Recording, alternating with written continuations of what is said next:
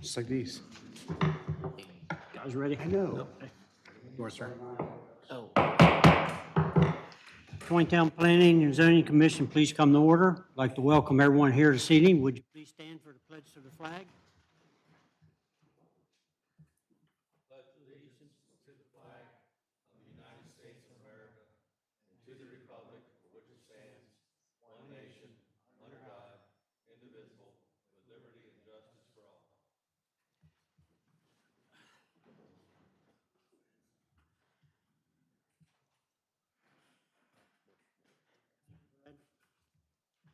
Start with, I want to just bring the commission members up to speed on their terms, if you weren't aware of them. Bill, you and Brad are both up to 2026. Dan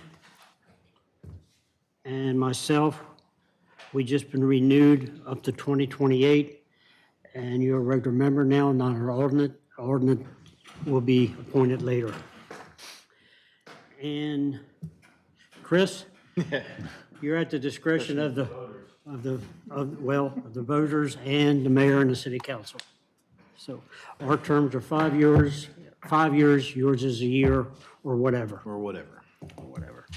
So, thank you, guys. Review and approve the minutes. You should have received the minutes of June the 26th, 2023. Is there any additions or corrections to those minutes? If not, I'll entertain a motion. I move that we accept the minutes from June 26 as they are. Second by Bill. Any further discussion? All those approved signify by saying aye. Aye. Opposed, likewise. Unanimous. Thank you. Tonight's agenda. We'll start out with the 57 Bistro Station Road Board of Appeal case. Ms. Aziz? Chairman, I don't see Mrs. Aziz. May we move her to later in the, it's Okay. important that she, if she shows, to get her before the, Okay. Real quick, just overview of what the case is. so the case is for a special exception for a home occupation. This gal lives in Meads Crossing, and up until a month ago, home occupation daycare was not permitted from our changes here. You have another viable business, and daycare is an extreme shortage in America. In fact, the governor's office is really weighing in and looking at what the lack of daycare means as far as unemployment and some parents not going back to the workforce, whether it be male or female. So in any case, she fits all the criteria as far as under 25% of the home. She has a plan for parking. She's permitted up to 8 children. I don't think that's her goal. Again, hopefully she shows, because if not, it's gonna be a while till we get another, to get her open. So the plan is in there, the fire plan. Looks like there's a fence going in. There is a fence application in my office, or as you were downstairs, we're to pick up. As of right now, no fence. All right, let's hold off on any further discussion, because there's some questions I have, and I'm sure the rest of you have too. Yep. So we'll move on to the next item on the agenda, which is Mountain Brook residential development, presentation only. You want to lead us off on that, Darrell, and then we'll get a representative to come forward? Sure. Again, it's the concept, presentation, concept only. No action will be taken tonight. This has been a very long, it's been in the system for quite a number of years. A lot of great engineering has gone into this, with it being a community village. There is a planned major roadway going through this development that's gonna be very expensive for someone to build. And I'm gonna, at this point, let you all take over. Please identify yourself and Great, thank you. Marty Hackett, I'm president of CLSI. I'm here with our whole group. The planner is Rick Hain from KCI Technologies. We have Ms. Ridgely here with us tonight. She's the property owner. Jacob is the broker. Earl Robinson, which is Ward Properties, along with Michael Breen. And then Kevin Wingate is the development consulting. Did I miss anyone? Just a quick one. This is a 2-minute history lesson. This property has been obviously in front of the council, not this specific council or commission, over the years. It was annexed 30-some years ago into the town, and it was actually the first phase. It was preliminarily approved at one point in time, but the first phase was actually ready to go under construction with the state entrance and all that stuff all permitted. And it got put on hold and just fell by the wayside as far as time goes. And about 10 years later, I want to say, the town created and adopted the Community Village Ordinance, which allowed for some innovative designs and creativity in their designs instead of just your normal Euclidean conventional zone cookie cutter type lots. And we're here today. I know it's been in front of you, even with other designs of that. Mr. Hain is here to really take over the presentation. He's the land planner to go through the process on how he came up with the plan. So I want to turn it over to him, and then we're going to just open up for any questions everybody might have. Thank you. thank you, Mr. Hackett. Hi there, how are you? Rick Hain, I'm the practice leader for planning and landscape architecture with KCI Technologies, based out of Sparks, Maryland.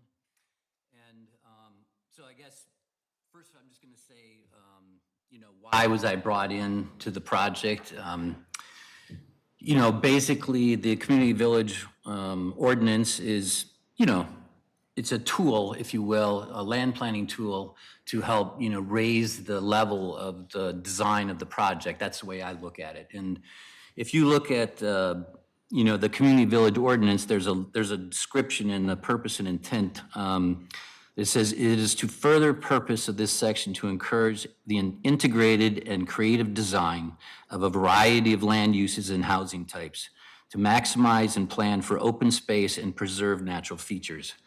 And that's really what we're doing with this project. So I just wanted to take a minute to sort of walk you through the thought process that we went through to design the project. And I think that you can see me pretty well. Can you see my cursor moving around in front of you? Can. Okay, so this is just an orientation map. I think you all know where the property is, but this is the outline of the property here. And this is kind of a multi-purpose exhibit. I wanted to speak to Antrim Boulevard, which is the master plan roadway going through the property, and then talk about the environmental features and then some of the adjacent land uses and how that sort of dictated how we might approach this planning process.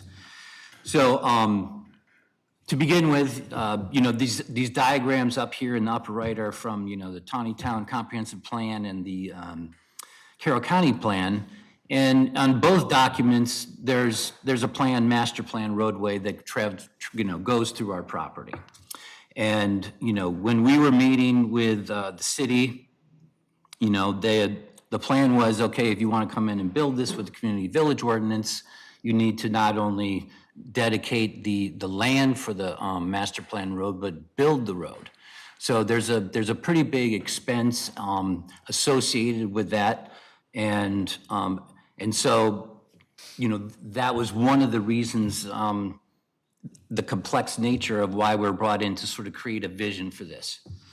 And so if you look at this alignment here is the proposed alignment that we're showing for Antrim Boulevard. It's a 90-foot right-of-way. It's a pretty large roadway. And we're trying to keep it fairly simple and come up through, we get access down here on Francis Scott Key Highway. And then we cross this floodplain here at the narrowest point. Then we're going to swing the roadway over to the western property line. And then for our purposes, it's going to terminate here at the northern end of the property.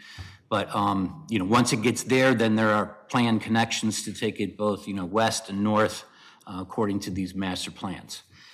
So, so the road is one aspect that we need to deal with in the project.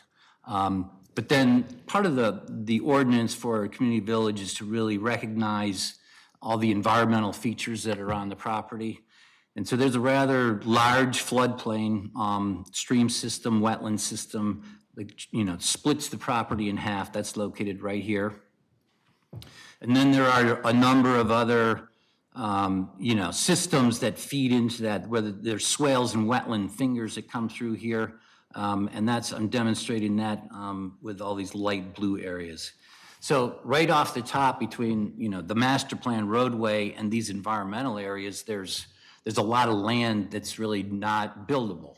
And so, you know, that's part of our issue for going with the community village discussion, so that we can, you know, use it as a planning tool.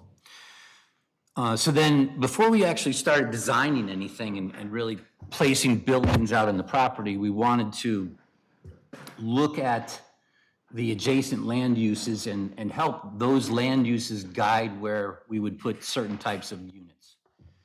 So to the north side of the property, there's zone industrial, and then there's the Taneytown Memorial Park along the eastern boundary. This is zoned open space here, and then, you know, we have the existing business districts that are located along Francis Scott Key Highway. So there's a lot of, you know, uses in here between the business district and the industrial that, you know, ideally you don't want to put your housing immediately adjacent to it if you had a choice. So what we did is we started thinking about, and our proposed mix within this, utilizing the community village ordinance, is to supplement the single family, which would be allowed under the underlying zoning, with townhomes. And where we would like to put those townhomes is demonstrated with these colored, you know, blobs, if you will. They're really land bays. So against this existing industrial, you know, we thought this would be a good location for the townhomes because it basically creates a buffer between the single family homes and the industrial. And then when you look at the parkland and zoned open space, well, that's an ideal location for single-family homes, so that's where we would like to put those. And then down here along Francis Scott Key Highway, you know, there's a lot of this business zoning, and again, we're going to buffer these single families from this townhome groups here. And then further to the west, there are some small pockets of townhomes. One of the things that Ward Homes, who's the applicant here, they did not want to see residents the single-family owners driving through townhouse community to get to their home. So that's why you see these townhome pockets over here. So that's kind of just a basic line of thinking before we actually started drawing anything. And of course, my computer's not working. Let's see if I can get out of this for a second.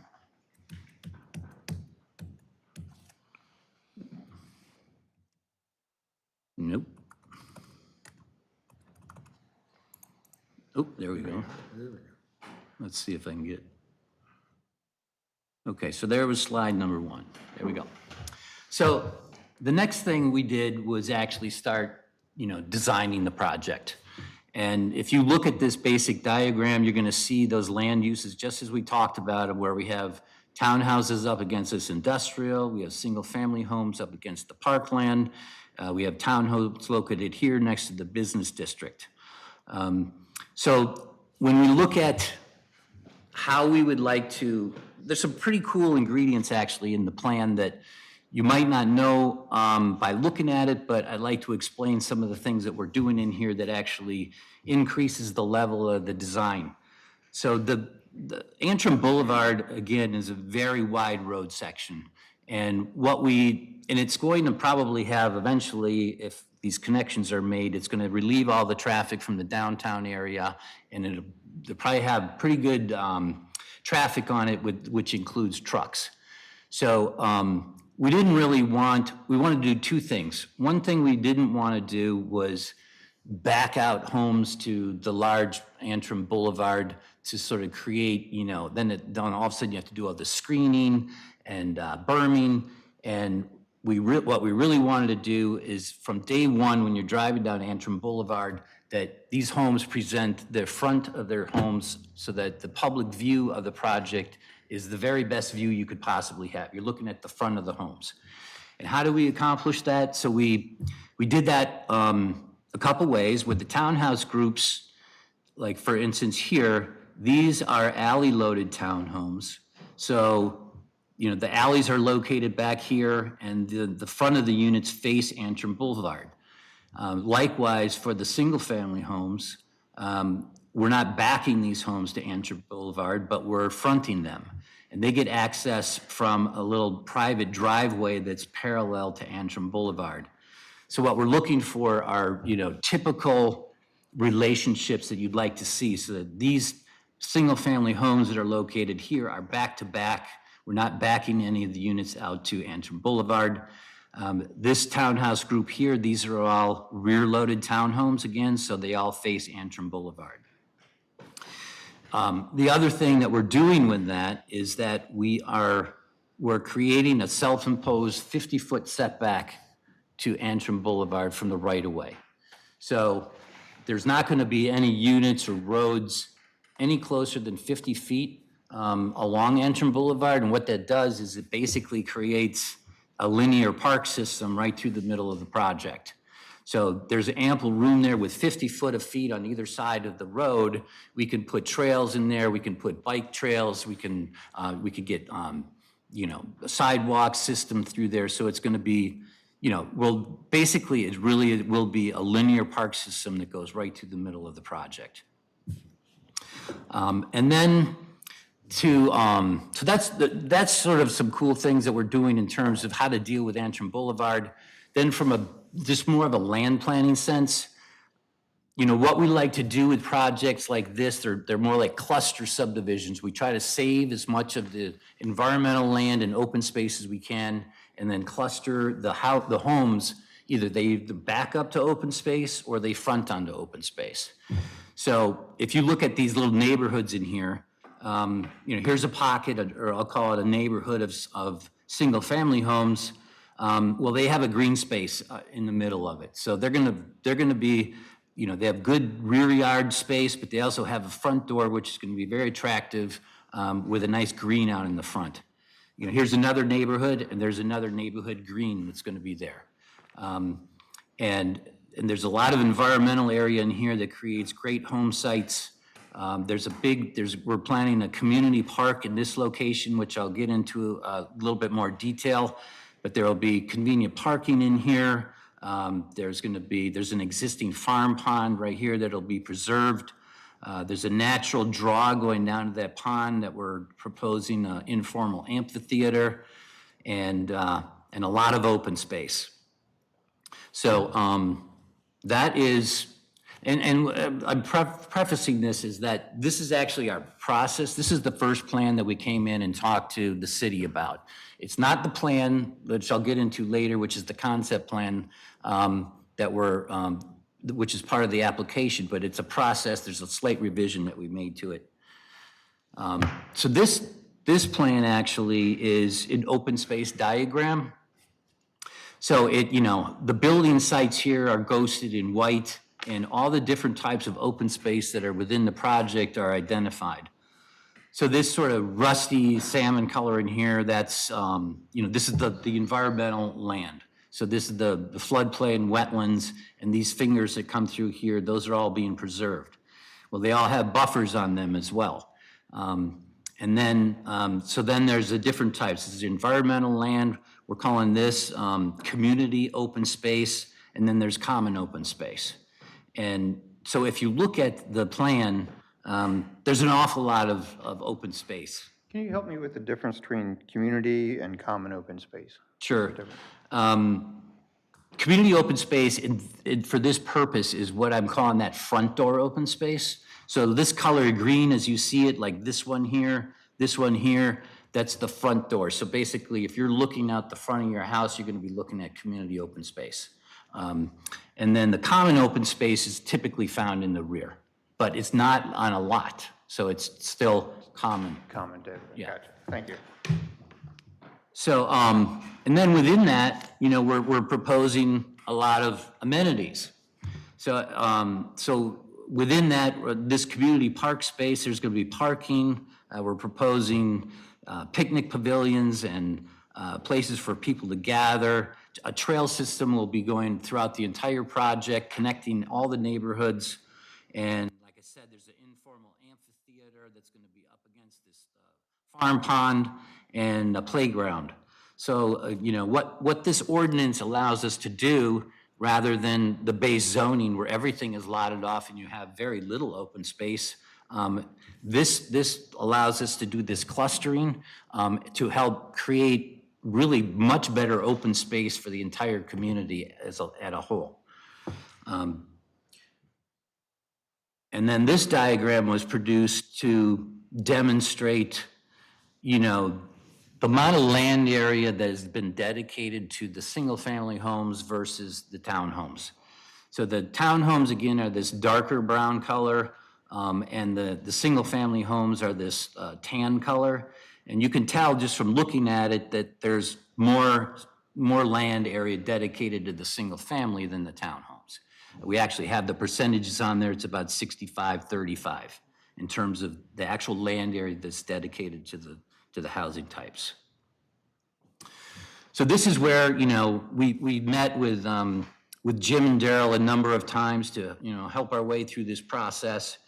And during one of those meetings, they brought it to our attention that the Rec and Parks Department within the city was interested in acquiring some land for the project to expand Memorial Park. So, so I think, as a team and as the applicant, we're all here to try to have a successful project for everyone. So we're totally open to that idea. So let's, so we're engaging that idea, and it's now part of the project. So we're basically giving up 5 acres of open space that will be dedicated over to the city to expand the ball fields at Memorial Park. And that little revision in here is the only difference between the first set of documents that I showed you and this one. So we're dedicating this 5 acres here, shortening up this cul-de-sac. It used to come all the way back into here. And then we're just pulling a few of these townhomes down here along this edge. And other than that, there are really no revisions based other than the plan that I just shared with you. And so, a lot of these diagrams are going to be a little bit redundant, but by doing that, we've actually now even increased the open space even more within the project. So with this 5 acre addition in here, and all these different open space types, we've done the calculations, and we're looking at percentage-wise 49.995% open space within the project. So it's nearly 50% green, which is, this is a pretty, it's a pretty ideal living situation where, you're living in a 50% green community. And that again we're being able to do that by utilizing this ordinance. And what I did is, I've done a lot of, I've been around for a while, you can tell from the gray hair. So, we approached this plan from like our experience of how we would like to see the project be built. And so that's how we designed it. It was like, okay, let's not just, when they brought me in, it wasn't so much about, we want you to do everything about that you see in that village ordinance. It was more like, give us a vision for what this community could really be. And that was really our guiding principle for where we are now.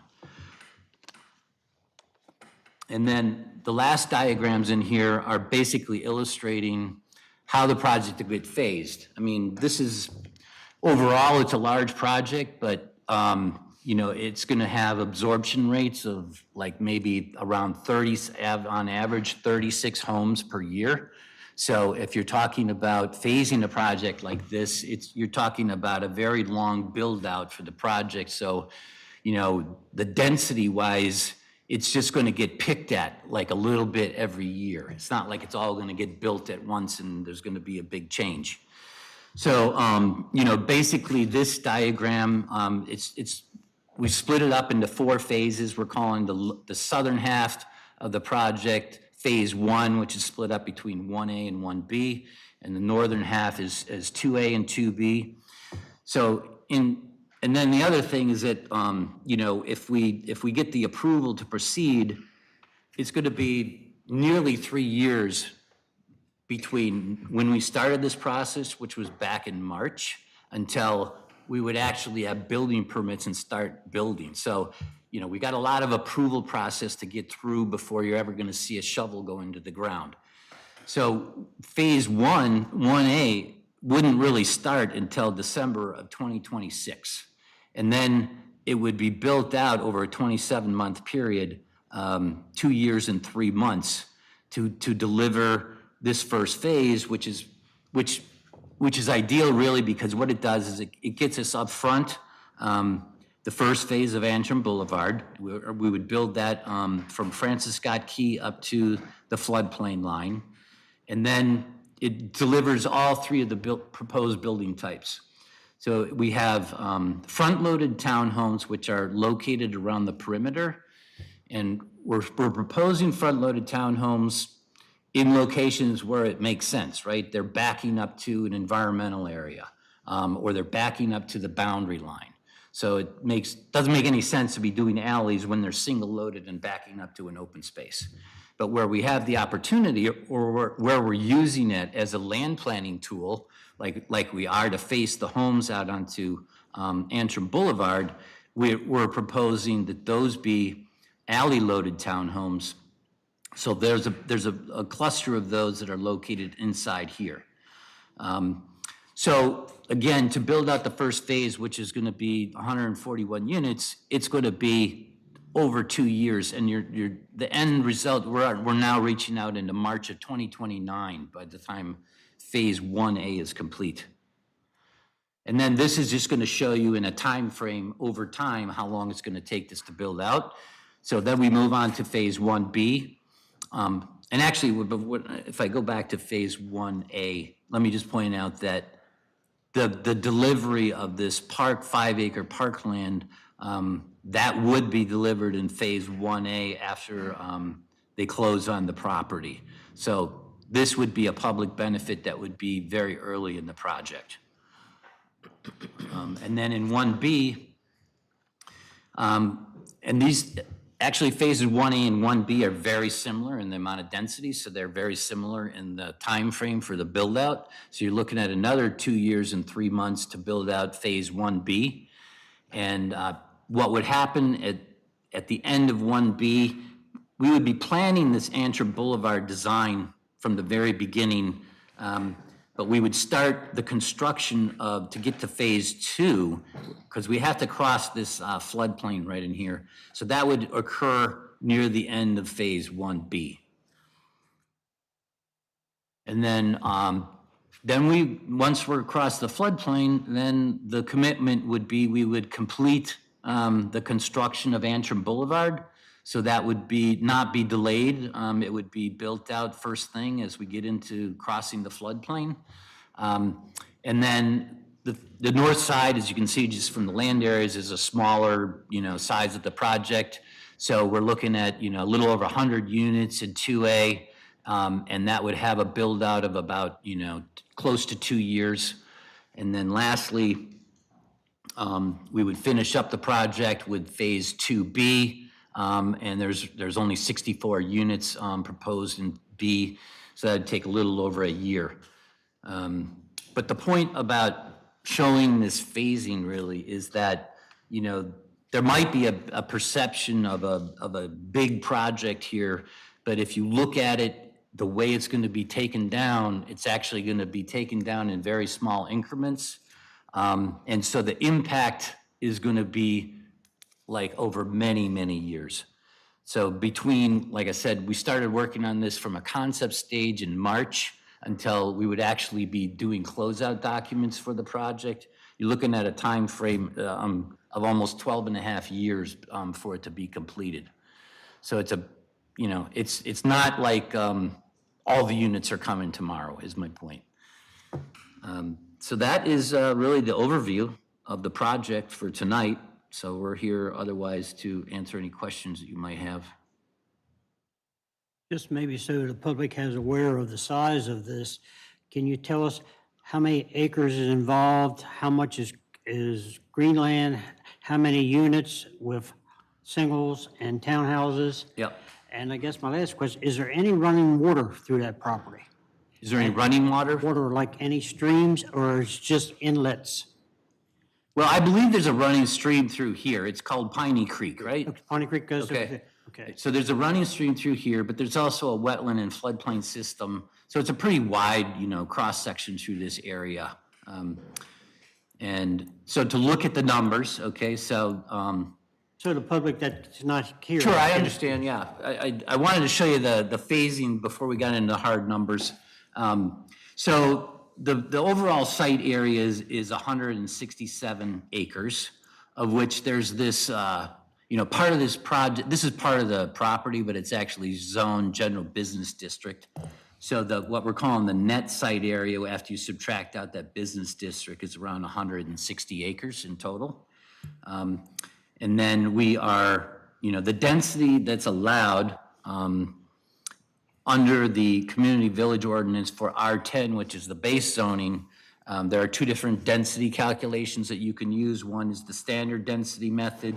So using our net site area, the base density allowed under the ordinance is times 2.8, which would allow 449 density units. And then there's a conditional density units ordinance where you can go up to 4 units times the net acreage, and that would be up to a total of 642 units. And we are like basically just a few units over the standard density count. So if you look at these calculations over here, we split it up. So if you're looking at what was phases 1A and 1B, there's a total of 281 units. And then north of the floodplain area, which is 2A and 2B, there's 173 units. And then, so that makes a combined density, a proposed density of 454 units. But like I said, which is just a few units over the standard density calculation, which is allowed over the community village. So it would, I guess, throw us into the conditional density category by a few units. And so those are the density numbers. And then this page gives you a little more detail on the open space numbers. So again, we have, over 30 acres of environmental open space. We had the Memorial Park expansion of 5 acres, community open space, which I described, which is that front door open space, and then the common open space, which is not lotted and is not in an environmental area, but it's part of the open space system. That's another 12 acres. And then there's going to be stormwater management, obviously. Those are typically going to be butting up against a lot of these environmental areas before we release. So again, do you add that up, there's 78 acres of proposed open space out of a 160 acre net project. So we're almost completely at 50% open space for the project.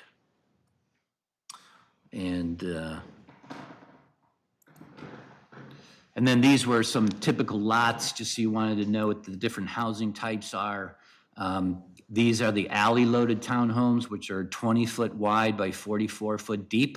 And then they would be loaded from the rear to the alley. And, they would have a street out front. This could be Antrim Boulevard or another street. And then the front-loaded townhomes are 22-foot wide by 40-foot deep. And there's a 25-foot driveway apron out to the right-of-way line, which allows plenty of parking opportunity in front of those townhomes. And then similarly, the single-family units are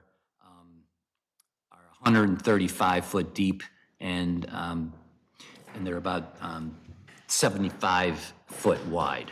And so those are some of our typical lot diagrams. And again, you can see that overall in the project, we have a developable area. Again, that's taking out all that net open space area of about 107 acres out of the total 160. So we're looking at a land area dedication for 62% of the land, of the buildable land area is dedicated to single family, and 40% is dedicated to, or 37.8% is dedicated to the townhomes. Did that answer your question? Yes, it does. Thank you very much. Okay, we'll open up for the commission here for questions, and after that, we'll go to the floor. So, feel free. Me to start? A couple of questions that rang in right off the top. Your phase timing, I assume you're open to shortening those phase timings if the market allows? Yeah. It's really a question for the builder, but I would assume yes. If the sales pace goes faster, yes, I would assume. No, taking the example of Meads Crossing where they built and sold 330 townhouses in 3 years, or 330 houses in Yeah. 3 years. There was a shortage of lumber there for a while in 2020, and I think it's because it was all over here. I just think that may, given the marketplace It and could the, flex, based on averages, yes. but they're certainly open to speeding that up. The front-loaded townhouses, my understanding is, and we just went through a big to-do with the community village ordinance, and our front-loaded townhouses, and I'm looking at you, Mr. Whipwrecht and Mr. Hale, our front-loaded townhouses allowed? I didn't think they were allowed under the current ordinance, so how would we handle that? So the big change with Community Village that was passed last month was to remove the alley requirement for the single-family detached dwellings and to leave the commission the flexibility it already has regarding the townhouses. So it has been demonstrated previously that alleys, even on projects where alleys were going to be required, that alleys weren't going to be required, for example, along the perimeter or where there was an environmental feature that where the alley would only serve one side of the townhomes. So we've kind of set that precedent previously. But the existing code gives some latitude on the townhouse alleys already. So this does satisfy the code. And that'll be part of the zoning administrator's review when we get to that point as well. Just two more quick questions. The main road through the middle of the project, and I'm happy to see that you understand what that road will be and what the intention of it is. And there have been discussions where it's possible it may end up being turned over to the state and become a state road. Have you factored in the necessary roadway sections so that if that does become a reality later on, have we factored in that roadway section been factored into your computations, as it were, for expenditures? So you know what you're getting into, you know what you're buying. Correct. We had meetings with Mr. Hale and Mr. Weebricht, and they mentioned that may be an opportunity that the town be looking for. So we are analyzing what that is and how that roadway is going to be constructed, whether it's going to be a closed section road or open section like Antrim is now, because they're still going to have stormwater management, all the other related stuff. And those are discussions that will continue to happen with the state, because open section versus closed section and all of that. Correct. I kind of think we're going to end up with closed section anyway, in order to get your linear park idea and your trails on either side. You may want to keep, because that way you don't have to have the swales and stuff. the existing farm structures that are on the property, I've never been back there. I have no idea what the houses and barns look like. Is there any way of keeping those for historical sake, as it were? Or are they kind of in the highest, best uses as a tinder? Yeah, but we're proposing, as part of this plan, that they would be demoed. They don't appear to have any intrinsic historic value or be on a list somewhere. But that is the intention, that they would be demoed, and they're basically located right around here. And that's basically right where we're proposing a community park. I'm good. Yep, sure. Dan? Okay. Go ahead. Appreciate you going through your thought process on it, how you laid this out. I was really curious on how the main road was going to be, so you described that pretty well. I do have a few concerns though with, well, one, like all the other roads, what's the thought process for your width and parking on the roads throughout the development? We haven't, at this stage, all of that has not been, totally planned, but the way that this is designed, for the most part, is that we'd like to keep the road sections for the neighborhood streets as narrow as possible, that would be allowed. And we would do that primarily for environmental reasons, so that we can, as soon as you keep adding more pavement to the project, you're gonna have higher heat index, lower, more runoff, more stormwater. Right. So the narrowest possible road section. And for the my neighborhood. concern is I'd rather have the widest possible. The reason being is for basically fire access. So I think what you have out at the retirement village is too narrow. I think what you have at Carol Vista is too narrow. I think what you have at Meads is too narrow. I think the road, actually the road that I live on, Rolfe Avenue, is probably like the minimum. So there's parking on both sides and there's still access for fire equipment. So that's one concern that I have. The other one is when you start building your main boulevard through there, it looks like you're going to have a single point of access to the development for a long time.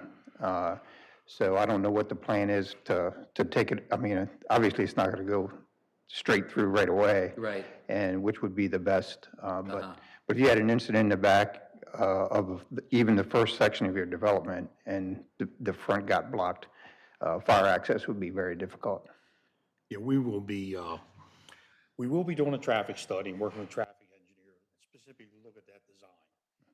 There are ways with doing the boulevard bifurcated entrance where we would widen it out slightly to where it would take obviously a large accident to block the whole thing. You still have room to have 2 lanes back in there. Now, the other thing would be, is there's other road frontage there, maybe an opportunity to put a emergency access only for that. So if there was an accident blocking one, you'd have that as an alternative. Cool, appreciate that. Yep.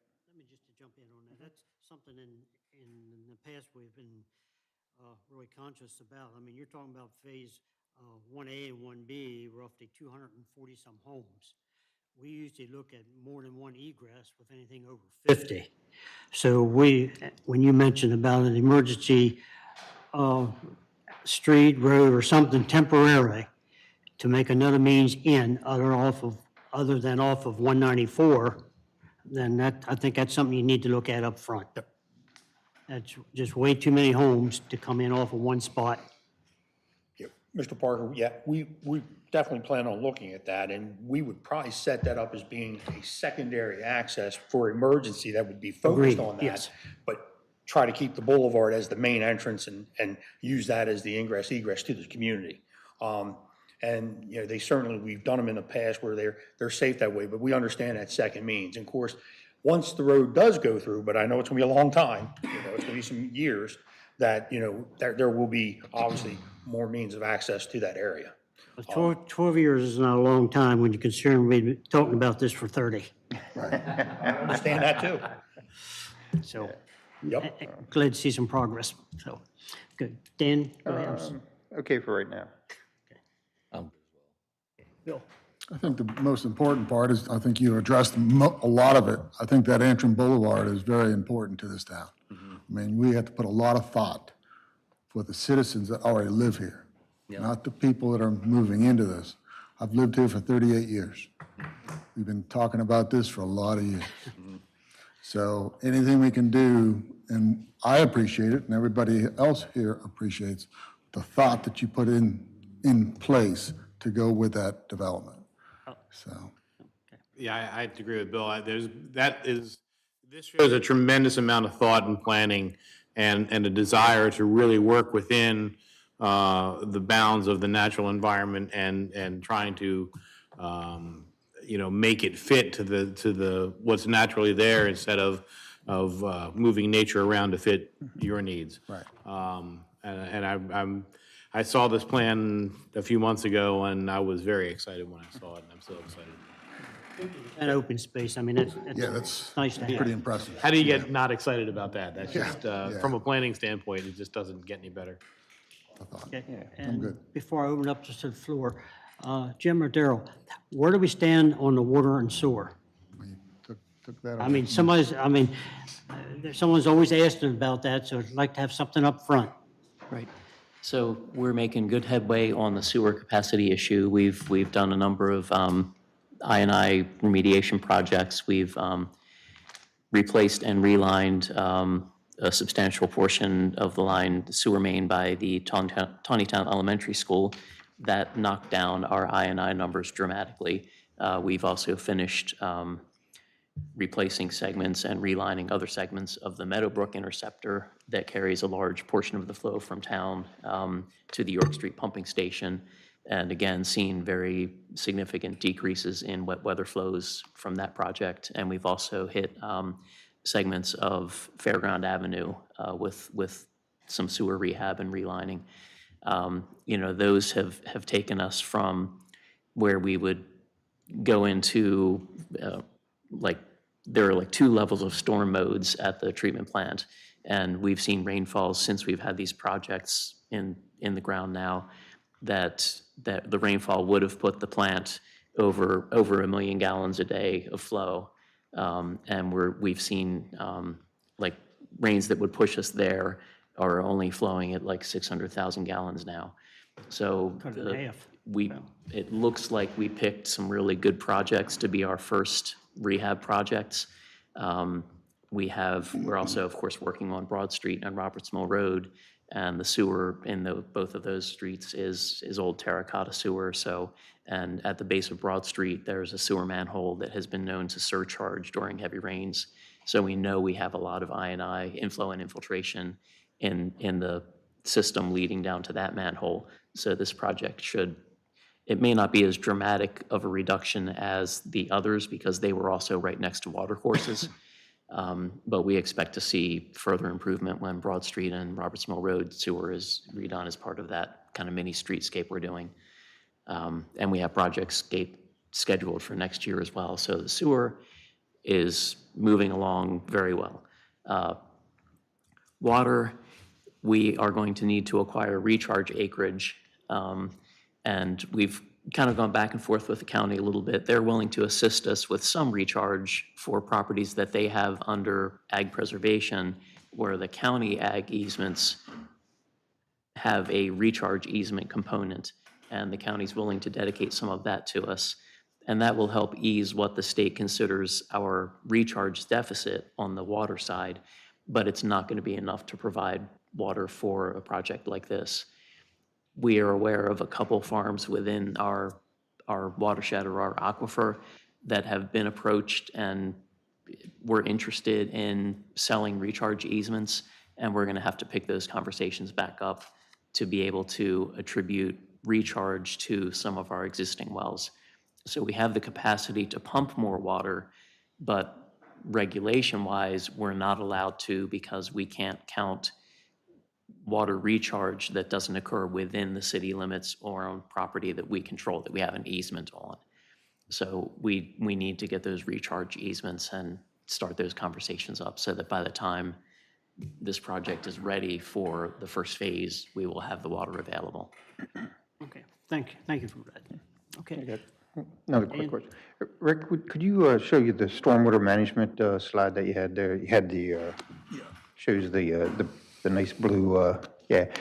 So everywhere it's blue there is basically a stormwater management I pond, mean, right? this is very preliminary. We're basically identifying where the stormwater management would likely go. Okay. But it's not designed, the areas are not completely accurate. It's just where we put stormwater, it would be in those locations. Yeah, so and my concern is that if you drive around sometimes and they, after the years, they become overgrown and it really usually doesn't look very nice in the area. So I don't know what can be done about that. I don't know if the town mows it or the homeowners association mows it or whatever, but some of them get pretty nasty looking and smell pretty bad if there's water laying in there ever. That's gonna fall on Marty. Most of them will not be a wet pond. They may be a submerged gravel wetland. So they will hold water for a duration and then basically infiltrate. The days that you see wet ponds, and I do have a couple of my stormwater management guys here, they'll correct me if I'm wrong, trust me. But it's so the bottom line, some of the stuff may be underground, and some of them may be submerged gravel wet. Maybe some bio areas and stuff. There's some changes to, obviously, stormwater over the years that have changed the way they look. Your submerged gravel wetlands are still landscaped and all that stuff. They have, aquatic plants and all that, along with your bioretention areas and so on. So they look a little different. Whether they're gonna be publicly maintained or privately maintained, we're gonna have a lot of discussion through the preliminary plan review and all that, I'm sure. Overall, it's a large project and we wanna plan it right. We wanna design it right, so we'll be having lots of discussion, I'm sure. Thank you. Thank you. Okay, any comments from the floor? If you do, please come up to the podium, please. Folks, this is your opportunity. Now's the time we want to hear it. Speak up. All right, well, with that, all right. I know you didn't want to be the first one, right? And I'm Terry Mead. I'm on Baumgartner. I have a question on the traffic for this. You guys already kind of talked about the fact that it's pretty much only coming out one side for a good chunk of this. And also, it's just coming out onto 194 there. And even when you get the connector up to 140, anybody that's headed to Baltimore is going through downtown. Either way, either up through 194 and turn right, or 140 and across. What are we doing to mitigate some of that problem? Because I mean, I've been backed up into the farmlands on 194 coming home, and some of the same on coming in westbound on 140 in the afternoon. So what are we doing on that front?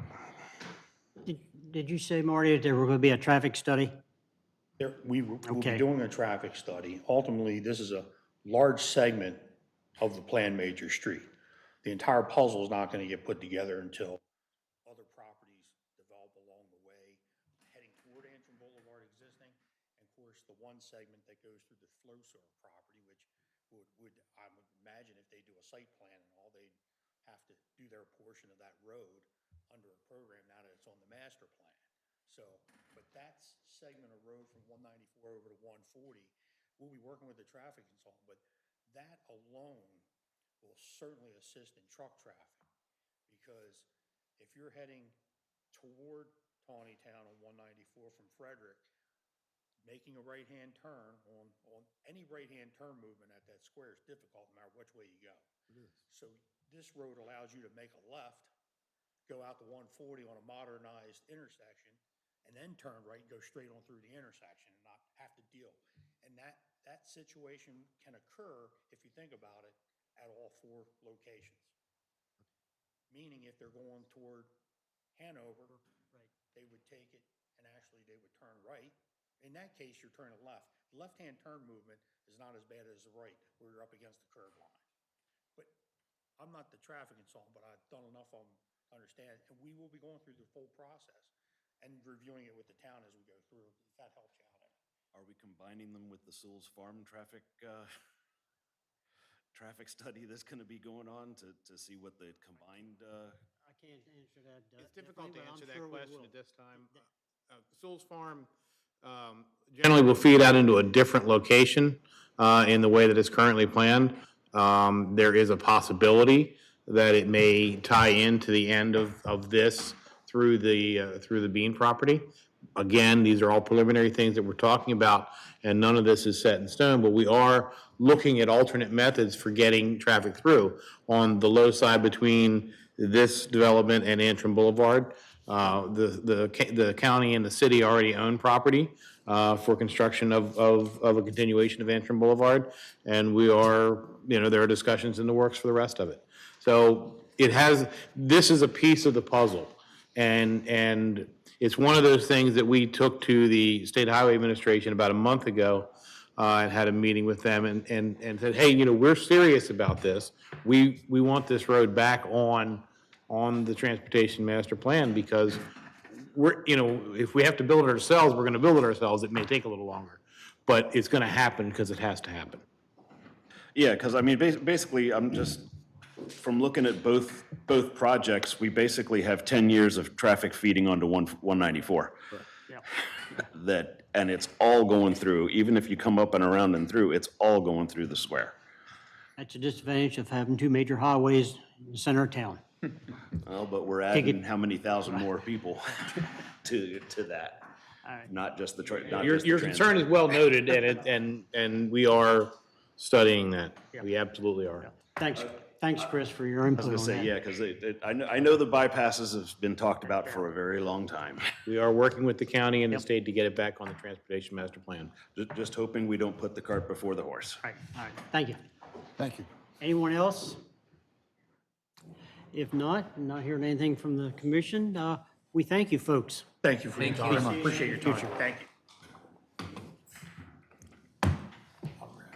Okay, thank you. Give me a minute to gather up.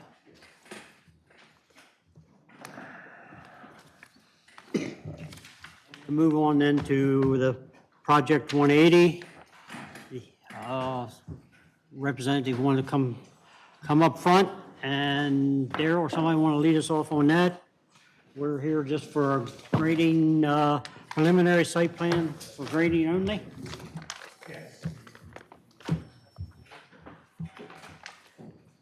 All right.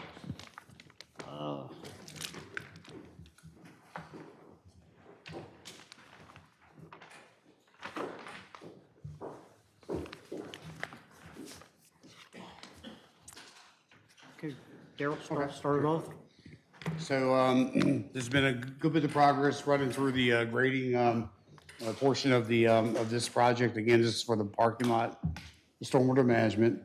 And they've been awesome, just throwing out there the realignment land needed for down the road for Harney Road and 140. That's awesome. Really appreciate it. So they were just simply asked and they jumped at it. So saying that, we're looking at the outside, nothing on the inside of the building, but the parking lot, stormwater management, and getting some type of easement, what have you, for that portion of land. And so they have a number of approval letters. The one letter that I don't have with me, as you were, that don't have, is the one from CDM Smith for their final approval for the stormwater management. But I have gotten things from the county saying that advisory approval, grading plan only review exempt. But again, we still need CDM Smith's letter or so of approval or acceptance. Do we So, expect that anytime? Yes, well, as you were, I will contact them tomorrow. I hope it's not buried in my machine someplace, but, so with the county, sometimes CDM Smith is included or CC'd on the letter or an email, and sometimes they're not.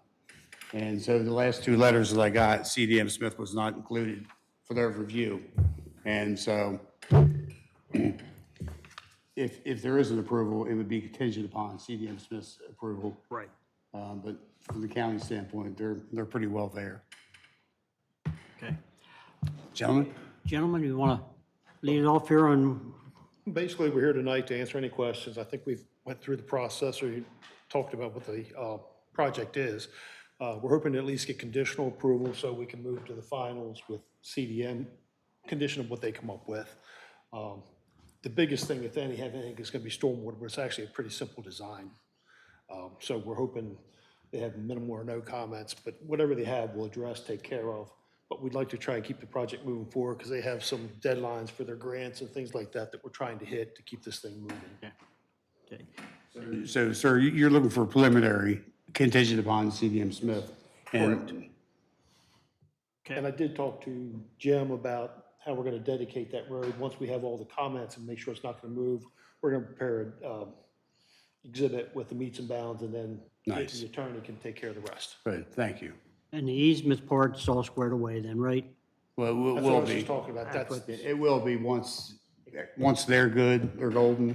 Okay, It's shown on the preliminary Yeah. plan, but we just want to make sure that it's not going to change before we ask the attorney to put the description in the, I mean, CLSI will give us the description, the attorney will plug it into our easement format, but we just want to make sure that nothing is going to change before we take that step. Okay. That'll be That's part of the what I was- final, that's why I the was final questioning. stage. but it is on the plans. okay, all right. And after looking at the plans, the only thing I could see on the plans that I was concerned with, I didn't see any parking lot lights in the parking lot. I don't think we're Are they on the plans? No, there are spotlights on both buildings, but no actual built-in parking lots. Not both, Yet on your cut sheet, it shows a pole light. So what's the pole light go to? That would have been just an oversight. I apologize. We'll take it off. We're not proposing any lighting. To be on the existing building, hitting the parking lot 24, all night, or going to be on timers, or we have any neighbors that can be concerned about? If it's gonna be across the neighbors, then we'll put them on a timer to have them off. If it was a security issue and we wanted it lit, then we would have them lit. We would defer to you guys on how you'd like us to do that. Okay, and I guess, Let me just, so you're talking about lighting on the back of the, Of 162, 164, and then the garage side of 168. on 168 is the standalone. this property? Correct. Okay. Right, so on the garage side facing, lighting facing that way. their property. Okay. Okay. And no, but just the question is, why are you handling dust control if it's over 3 acres? What about, your parking lot's not going to be over 3 acres. So, just because you put it on there, it just concerned me. Dust control. There's new regulations coming out from the NOI permits. They require SWIPs, which is how you're gonna handle your stormwater, the dust, all that stuff. So we're trying to be prepared for when it kicks in on September 1st. Okay. Some of that is just boilerplate to satisfy regulation. But it's also, like I say, it's coming into fruition. It'll need to be on the plan, but it doesn't necessarily apply to the project. Right, well, we had the issues come up out at the Havilah place, can't think of the name now. Oh, They were Bidney concerned Bouchon? about dust for their pavilions and stuff, and when I saw it on here, I just picked up dust. Understand. Okay, any comments before I ask for a motion? Okay, I'll entertain a motion for preliminary site plan approval, contingency on the letter from CDM Smith. CGM Smith. Now, along with that, can I put a date on that? Because I hate to have this stand out for 6 months, 3 months. I'd rather have a date. So if somebody would want to put that in a motion, and I guess if Jay needs to answer that, he can, but I would like to see that in some type of motion. Well, if it's ready, I'd say 30 days, because 30 days would bring us up to next month's meeting. And if you want to do 60 days, I'm okay Believe with it'll happen that. that quickly, I just- Daryl? I mean, I don't know where the CDM Smith is on workload. Well, my guess is, and I'm not an engineer, But my guess is if they'd have been included on the last couple items. And again, it may be in my inbox. I don't think so, but there's been a deluge of emails of late. But I will reach out to CDM Smith tomorrow and make sure that Abraham and Brian have what they need. I'd imagine that provided, again, with the exempt letters from the county, the, of course, the distribution's already happened, advisory approval and exempt on the grading. I would imagine that we're probably a week or so away. I'd give them 60 days, Max. Why don't we allow 60? If it happens in 30, it happens in 30. Right. We can address it and get it You right can back into. get it back. Consensus on Because we that. went through this in the past, for some of you guys don't remember. Okay. So would somebody put that in some, and don't ask me to repeat it. Put that in some type of motion. Go ahead. Okay, I make a motion that we accept the preliminary plan described here with the contingency that we receive the CDM Smith paperwork within 30 days. 60. 60 days, thank you. 60 days. Is there a second to that? Second. Second by Bill. Okay, before I call for the vote, is there any comments from the floor? Chairman. So, Commissioner, you're approving the preliminary site plan. Correct, yes. Yeah, preliminary site With, plan. with a condition, With the Yeah, with the condition, yes. Condition, Condition of approval from CDM Smith. yes. 60 days. Mr. Myers made that motion. Yep, I'm good. Okay, second by Bill. Okay, any comments from the floor? All those in favor of that motion that was just announced? Gonna make me repeat it? No, signify by saying aye. Aye. Opposed, likewise, it's unanimous. Thank you, folks. Thanks, Jess. Yep, thank you. Who's the second? Bill seconded, right?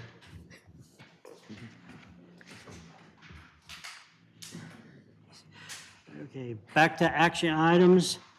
Miss Aziz? So Jim, I may need to be heavily babysat here.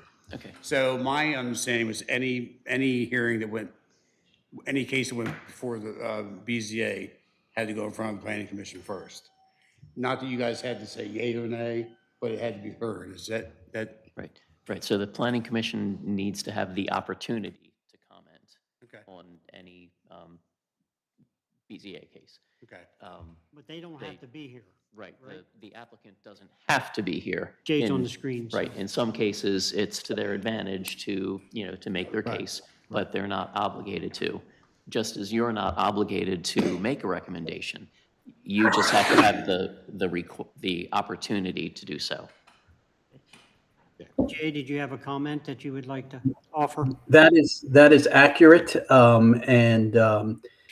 so you can make a recommendation for or against based on what the zoning administrator is telling you, because it's not testimony you're taking. But the applicant must show up at the Board of Zoning Appeals case. If they do not show up at the case doesn't happen, kind of like going to court. So there's no, and the case, I guess, I don't know, it's already been said, but the case is already set for a hearing for next week. So the timing, the advertising and everything was on the assumption that you would, or it's tomorrow, sorry, yeah, that you would make some recommendations or not, but at least it's come to you tonight. So you want me to recap? Yeah, you want to recap the application, and we can pick up from there. Okay, so this is Mrs. E's. She will be in front of the planning commission tomorrow with one from a couple months ago, Bintu, who you all have already approved or already have heard. So Mrs. E's, her licensing would allow her up to 8 kids. I remember her saying it would be less than that. She's using less than 25% of her square footage. She has documented things like emergency route, a couple of different routes, and she actually has more than she's shown on her plan. She has adequate parking for the drop-off and pickup scenario. two-car garage, two spaces in the actual, and then whatever parking's out on the street. Of course, she'll be licensed through the proper agencies. Outside of that, there is no fence. Currently, there is an application that she filled out a while back. She has said that she plans on doing a fence, but I do not have a fence zoning application at this time, a completed one. Is the fence a requirement? No. Just something we asked for because of the children. For the safety. It can be a recommendation that you make.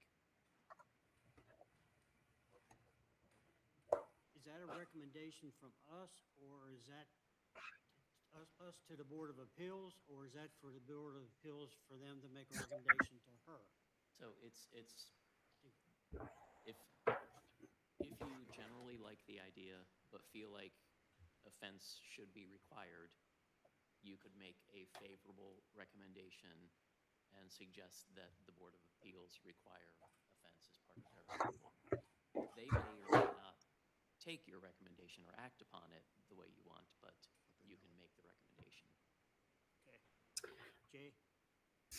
Mr. Chairman, that would be the best way to go. They have always required a fence and they always make it a condition, but there isn't anyone there to suggest it unless they suggest it on their own. We have all new members, so hearing the report that Daryl will give saying the Planning Commission looked at this and recommends will certainly put that into the record so that they have something to hang their hat on. Thank you. So one more point, Mr. Chairman. So 6 weeks ago, this wasn't possible, this gal to have this daycare. So fence companies are not sitting around waiting. So what we did a year ago with Ms. Federi, we allowed her to have the daycare, as you were. She's allowed to have the daycare, but until the fence was erected, playtime had to happen on her deck or in her house. So you just may want to keep that in mind, because if she wanted the fence tomorrow, it's not going to happen for quite a few weeks. So, you know, and she was really hoping to open up as soon as she can. Okay.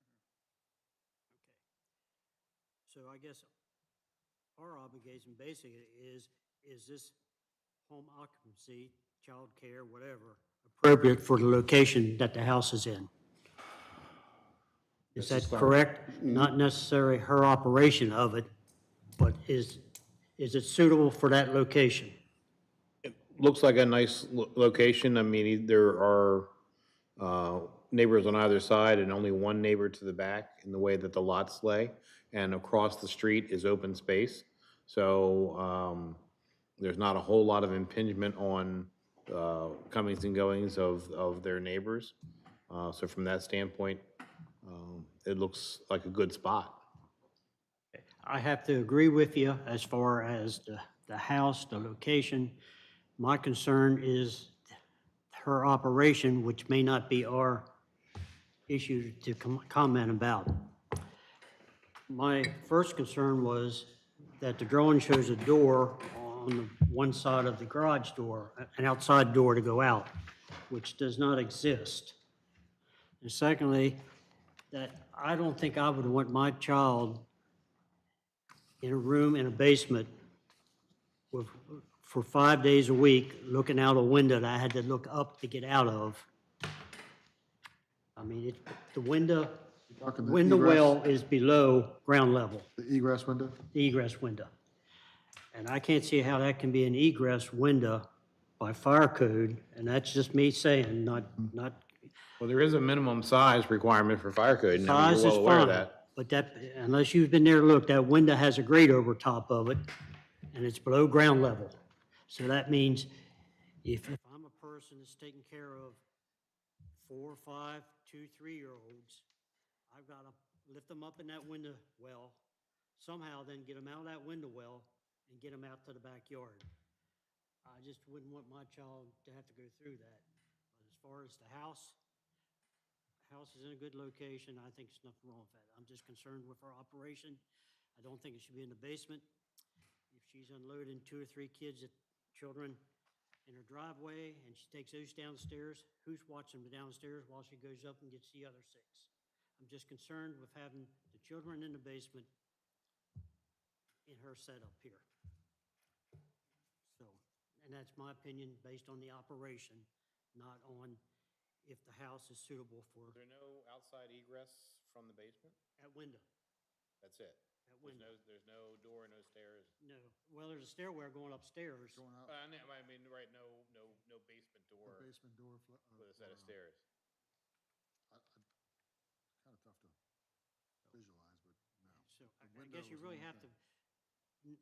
look at the house yourself to know what that window well looks like. That window well is ground level. So you figure 4 feet down or whatever it is. And there's my child all day looking up at a window light. So maybe that may not be our decision to be making, but I would hope something like that would go to the Board of Appeals. And they're concerned. Yeah, I'm also a little bit concerned about this drawing because it's hard to read. I'm glad somebody, And I really couldn't, that's why I couldn't tell whether there's an outside egress to the basement or not. And if it's a room listed here as a napping room. My understanding is that you can't have a bedroom per se in a basement that doesn't have an exterior walkout exit. and she has a note on here at the main level, up at like mid-page, will not be used for Right. childcare except for to exit the building during an emergency. Then, But her egress, if she uses a stairwell, there again, my concern is getting those little children oh, I get you. outside and then still control 6 or 8 kids. Jen, she finished her basement after she bought the home. And that went through the Carroll County, building process permit with the city and with the county. So she did. So that window was approved for egress? Well, I mean, Not as a the sleeping question is, quarters. in her permit application, was that part of was that noted in her application for permit? That what the use was going to be? Daycare, right. That could be just a rec basement. Right, that could be just finishing off for a rec room in terms of the permit. That, sir, I'm not sure. So, I mean, she's not really required to, for the clubbing in the basement, the club name is just like the, Yeah. sheet rock and whatever, but, Is the basement sprinkler? Here's the house next door, and her window is ground level. This one's up a foot, but her window is ground level. So Jay, any comments that you would? Yeah. Yeah, I think it's important because what Daryl will do at the Board of Zoning Appeals hearing will give his report and he will relay your concerns or issues. You don't have to make them in the form of mandates because the board will decide it. But if you don't bring it up and have Daryl tell them, there is no one else that will bring it up unless they see it themselves. And that's the purpose of why we bring these things to you, is you have the eye for looking at these plans where the Board of Zoning Appeals is basically like a judge hearing the testimony in front of them. So it is perfectly permissible to say, we're okay with the location, but we have these concerns about the potential layout, and you could bullet point them so that Daryl can express that to the board. Thank you. Yeah, absent some clarity here, I'm not inclined to approve this at this time. Not that I'm against the idea or against her doing it, but short of some clarity here, I'm not inclined to recommend for approval. Well, back to I think you brought it up about, or Daryl did, that room was made after she bought the house, wasn't part of buying the house, that was made into a livable space. her basement was club. So, went to the county, got all the inspections, but at that time, was that the intentions by her that she was gonna make it a daycare? I mean, do we? Right, or was that use made clear during the permit process? Yeah, that's what my. We also need to keep in mind that she still will need to go through the state to get her license. Okay. Okay. So it just- this is her first step because she'll need to demonstrate that she has zoning approval to apply for her Okay. daycare license. So there's more to the process than us. So, and I believe as far as the scape well or that, 4x4 type opening, that's what's required for living space and in particular a bedroom to be below grade. So otherwise it would be considered like, a bonus room or something like that, but you need to have that egress window for it to be considered a bedroom. Do I have any comments from the floor? Anybody from the county? Tried to put you on the spot. Back there. All right, so I was always in the opinion that we should give some type of recommendation, either favorable or unfavorable, not none. We should give one or the other. So would somebody would like to make an emotion one way or the other? There again, our first obligation is it appropriate for the location, the building, the house, not our operation? Yeah, I mean, that does kind of step beyond our bounds as to determine whether or not it's suitable for the operation. Right. From a zoning standpoint, okay. There again, if we make the motion, one way or the other, we need to put an explanation to it. Yeah. And as Jay said, those can be things that Darrell will note in his report to the board, that the planning commission expressed concerns about emergency egress and questioned whether the space was sprinkled and so on. So those are things that the Board of Appeals can consider and can ask the applicant. Right. And I would want the state ever who approved it, make an inspection, not do a fast track it through and just sign off on it.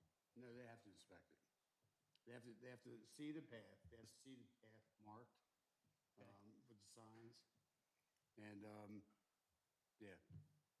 All right, that's where we stand. So we can say that the lot is suitable for the daycare, however, we have some concerns, and we can elaborate on those concerns, right? So you're saying you're So- favorable? Yep, so I think our recommendation is, or our comment is that the lot is suitable for daycare based on the ordinance that we reviewed. We do have some concerns, and one is the restricted egress for the children while they're in the daycare room. I'm also concerned about the supervision when the daycare provider, I think they said there was only going to be one, when she goes upstairs to the kitchen to prepare a meal. I don't know how she can watch anything downstairs. She has a dry bar, kitchen area there. Okay. Okay. And, But still picking up and dropping off children? yep. And finally, I would recommend that area be, or the yard be fenced. So I'd like to see that continued. So I think Sounds good. Yes. Sounds good.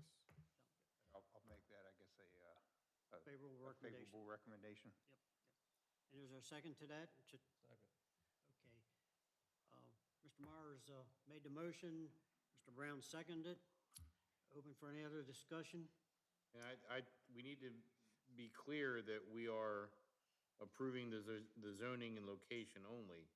Not the operation? Not the operation, because this is, I have some grave concerns about this whole thing. I Okay. agree with my motion Yeah.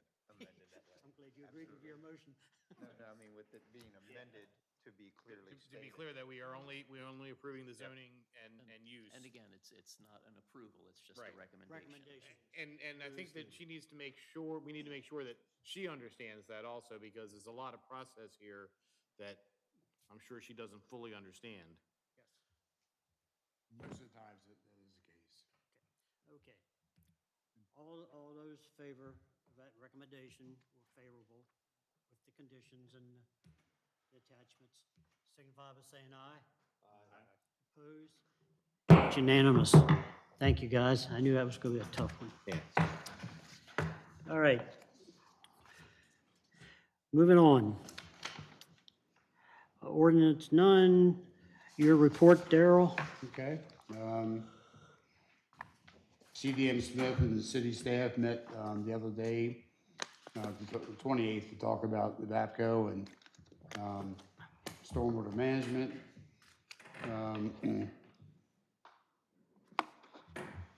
Meadowbrook 7 is now removed, Jim, off your list of dirty birds there on the agenda. Okay, So thank you. we're getting them off there, slowly but surely. Let me ask you a question while you're on the, talking about the agenda. Is the Garland Ridge and Bean property, is that one of the same? Or is that two separate The properties? Garnet Ridge is a thing and Bean is whatever. One's on one side, and one's on the other side of the Havilah?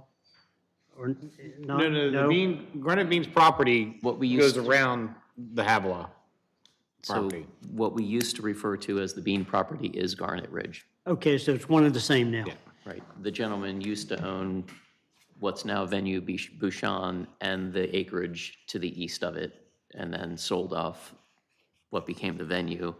And now the residential part is known as Garnet Ridge. So all future is Garland Ridge? Garnet. Right, Right. okay, thank you. All right, sorry, go ahead. It's okay. So city staff, as you were, Director Lorena, the care will probably most likely, she plans to next month present to you the advanced plans for Memorial Park expansion. It's moving along pretty well. It's a rather cut and dry piece of land. They don't have a bunch of those pesky things called trees that, specimen tree. So that's moving along pretty well, and that's gonna be a gorgeous facility, I'll tell you that. It's gonna be very nice. So I look forward to that next month. City staff met with Rare and I's Distillery on the south side of the Antrim Boulevard, the Feeser property, to work on ways to get water and sewer to the site. It's a very challenging site, both sides. So more to come on that. And sir, after that, that's all I have. Okay, can we jump back, where are we at with Evapco? Did they drop the whole project, or are they just reconfiguring? No, so, no, the project's not been dropped anyway. There's just a redesign on the building. So originally, 2 months ago, they were supposed to come in front of us and talk about a variance. Height variance, wasn't it? Sorry? Wasn't it a height variance of the building? So, and then they contacted the city and said that was no longer necessary because they were going to redesign. So I haven't really seen that yet, but no, it's very much alive. Anything for the? Okay. Legal report, Jay? Hello, Jay. My camera will come on here. There we go.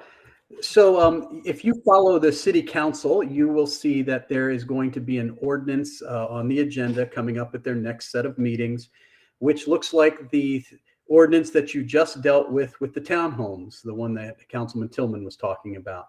And it is the exact same ordinance with a couple minor changes because we found some technical amendments, especially considering the fact that we say townhome, but that also is multifamily home. And I mean, there's all sorts of different ways to say it. So the city manager and I thought that it would be best to have a technical amendment, and technical amendments of that nature don't come back before you and don't require another public hearing. So we anticipate that's going to pass and then resolve the matter once and for all.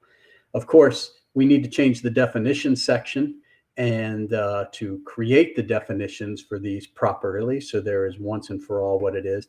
And that will come back before you and we'll have a public hearing and everything, but it's all part of the package and all directed at the Mountain Brook Development Community Village stuff that we just talked about. So not anything surprising.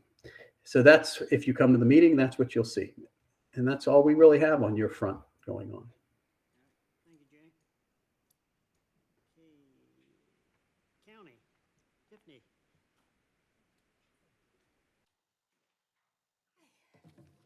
Only a few things tonight. So the Water Sewer Master Plan Triennial Update has gone to Maryland Department of Environment for approval. Everything still remains the same for the previous cycle in the fall until MDE approves that. And then there will be no 2023 fall amendment to it after that. No, nothing planned anyway. The Transportation Master Plan is still getting worked on and being reviewed by the Planning Zoning Commission for the county. The Economic Development and Land Use Study is being finalized and should go before the Planning Commission either maybe the end of next month, the end of August, or the beginning of September. And Director Linda Eisenberg has left the department, and our new acting director is Christopher Hind from Land and Resource Management. And that's all I have. Thank you. Was there any questions?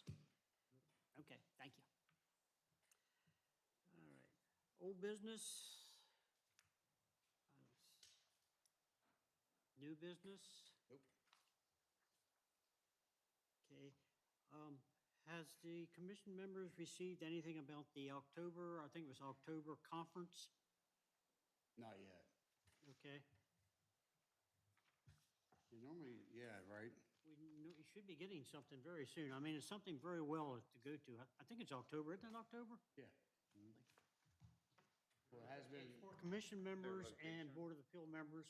Their location identified? Yeah, it's Ken Allen, I think. I think so. I think Ken Allen. Okay. Bill, you have anything? Dan? No, sir. Chris? No, sir. Anyone Good meeting. from the floor? Jim, Darrell? Okay, it looks like September 25th. Does that look like the next date? Like it? No holidays, right? August 28th. No, Oh, yeah. September 25th, right? Is our next meeting, right? No, August 28th. Did I miss a month? Missed a month. All right. This is still July. Okay. Hours, it's still July. Okay, so what is it in August then? August 28th. August 28th. Okay, thank you. I might not have been here.